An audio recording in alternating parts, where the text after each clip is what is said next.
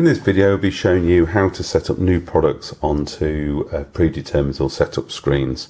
So firstly, come out of the register system, and first thing we need to do is to actually set the product up. So to simply go to General Settings and Products and Product Maintenance. Once we're into there, we can either enter a product code if we want to, or we can choose from a list. So in this case I'm going to choose product 140 because I know that product doesn't exist, and then I can enter in my description that I want for it. So it can be as simple as that. Okay. Here we can change the VAT rates, the unit costs if we're doing those type of actions, and all the prices for this product can be put into here. So, and we can have the different price levels, points for loyalty if we're doing that option.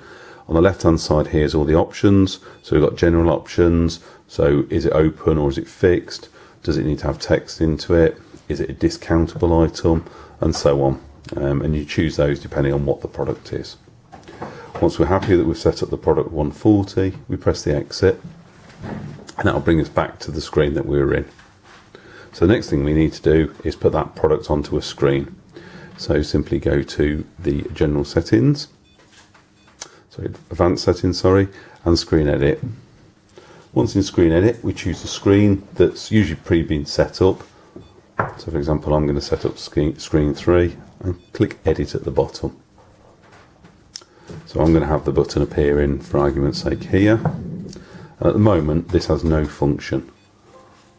So I've changed it to be a product, and I can either scroll down the list or I can type in the description, which will then find the product. Choose the product code that I want it to be and choose OK.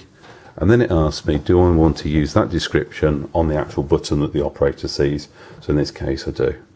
I don't want to do another product, and now we can see that the pair button has appeared.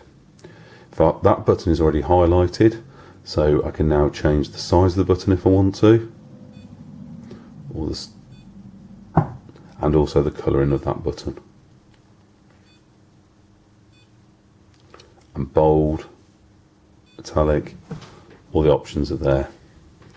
Once we're happy with what we've done, we simply choose the back button, or save first, and then back, which will take us back to the screen editor, exit again, all the way back to the register screen. Once we're logged on again, which we have here, Clark 5, and there's our button here that we've appeared. Thank you for watching our video.